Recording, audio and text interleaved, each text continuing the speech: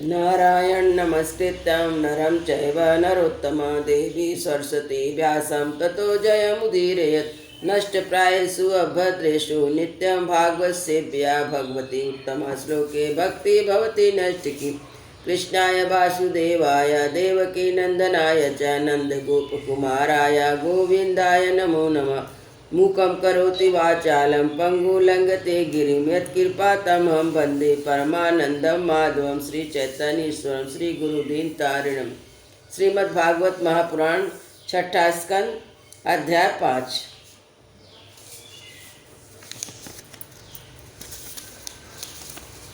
श्री नारद जी के उपदेश से दक्ष पुत्रों की विरक्ति तथा नारद जी को दक्ष का शाप। सुखदेव जी कहते हैं, परीक्षित, भगवान के संचित संचार से दक्ष प्रजापति परम सामर्थ हो गए थे।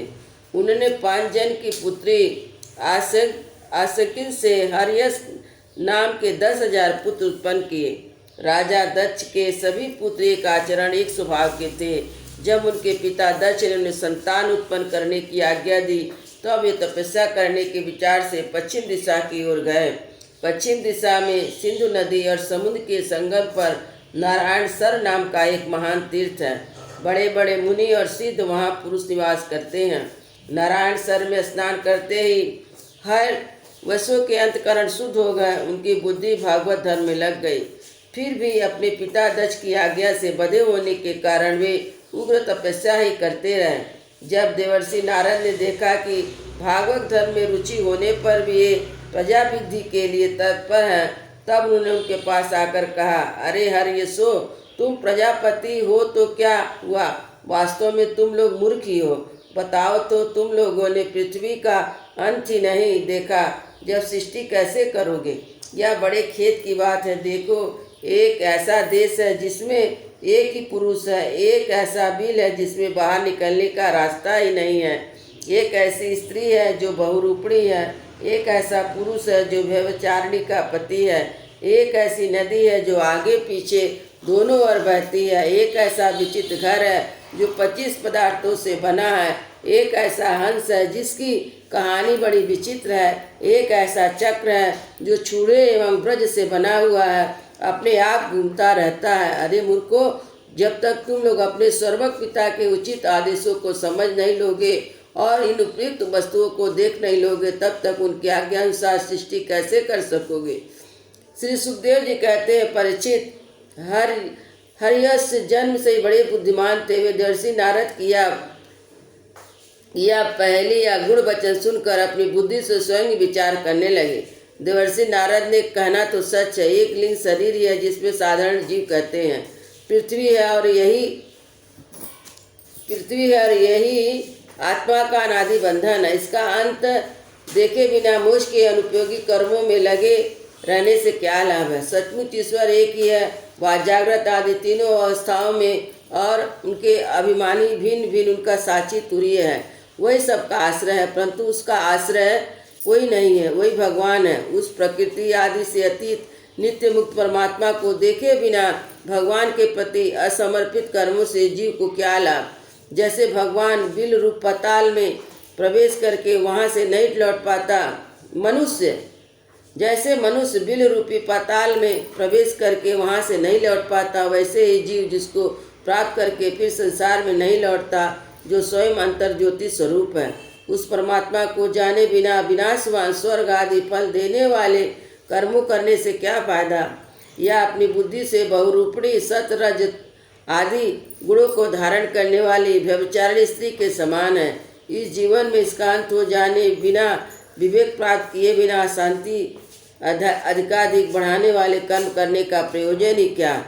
यह बुद्धि ही उल्टा स्त्री के समान है। इसके संग से जीव पुरुष का ईश्वर, उसकी स्वतंत्रता नष्ट हो गई है। इसी से पीछे पीछे वह स्त्री के पति की भांति ना जाने कहाँ कहाँ भटक रहा है।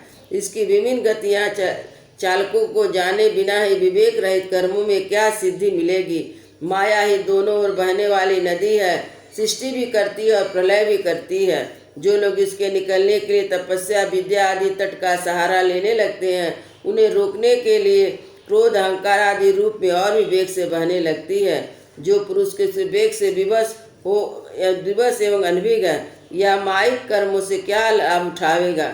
यह 25 स्तुति एक अद्भुत घर है, पुरुष उसका आश्चर्य में आश्चर्य है, वही समस्त कारणात्मक जगत का अधिष्ठाता है। यह बात ना जानकर सच्चा स्वतंत्रता प्राप्त किए बिना झूठी स्वतंत्रता से किए जाने वाले कर्म व्यर्थ ही हैं।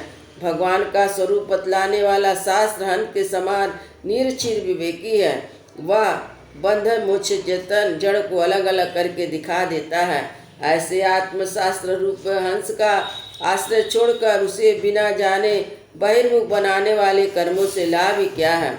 यह काल एक चक्र है, निरंतर घूमता रहता है। इसकी धार छुड़े और वज्र के समान तीखी है और सारे जगत को अपनी ओर खींच रहा है। इसको रोकने वाला कोई नहीं है, यह परम स्वतंत्र है। यह बात ना जाकर कर्मों के फल को नित्य समझकर जो लोग सकाम भाव से उनका अनुष्ठान करते हैं, उन्हें उन अनित्य कर्मों से क्या लाभ होगा।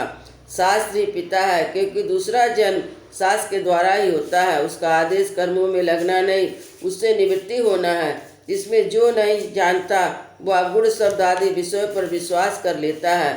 अब वह कर्मों से निवृत्त होने की आज्ञा पालन भला कैसे कर सकता है। परीक्षित, हर्षों ने एक मत से यही निश्चय किया कि नारद जी की परिक्रमा करके वे उसे मोक्ष पथ के पथिक बन गए, जिस पर चलकर फिर लौटना नहीं पड़ता। इसके बाद देवर्षि नारद स्वर ब्रह्म में संगीत लहरी में अभिव्यक्त करते हुए भगवान श्री कृष्ण चंद्र के चरण कमलों में अपने चित्त को अखंड रूप से स्थिर करके गोलोक लोकांतर में विचरने लगे। लोकांतर में विचरने परीक्षित, जब दक्ष प्रजापति को मालूम हुआ कि मेरे शीलवान पुत्र नारद के उपदेश से कर्तव्य अच्युत हो गया, तब वे शोक से व्याकुल हो, उन्हें बड़ा पश्चाताप हुआ। सचमुच अच्छी संतान का होना भी शोक का कारण ही है। ब्रह्मा जी ने दक्ष प्रजापति को बड़ी सांत्वना दी। तब उन्होंने 5 जन नंदनी अष्टि के गर्भ से 1000 पुत्र उत्पन्न किए। उनका नाम था सब लाश्वा। तो वे अपने पिता दक्ष प्रजापति की आज्ञा पाकर प्रजा सृष्टि के उद्देश्य से तप करने लिए उस नारायण सरोवर पर गए, जहाँ जाकर उनके बड़े भाइयों ने सिद्धि प्राप्त की थी।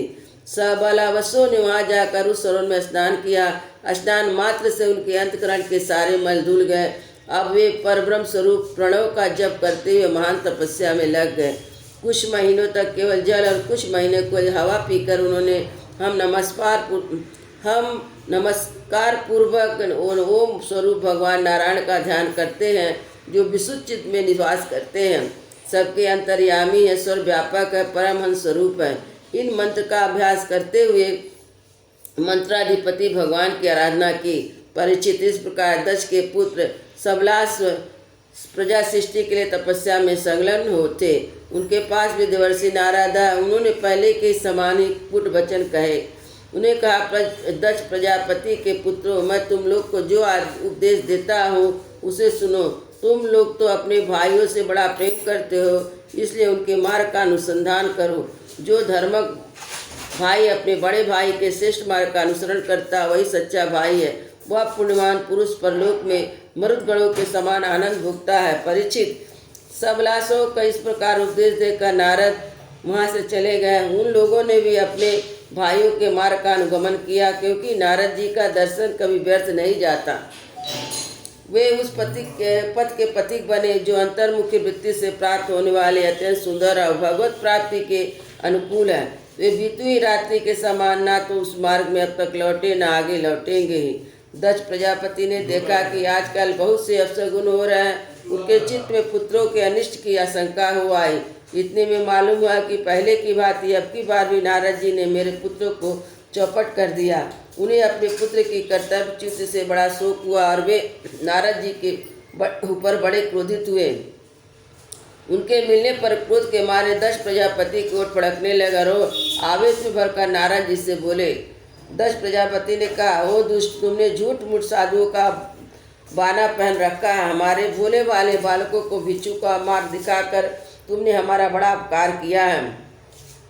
अभी उन्होंने ब्रह्मचर्य से, ऋषि ऋण से, यज्ञ से, देव ऋण से, पुत्र उत्पत्ति से पितृ ऋण नहीं उतारा था।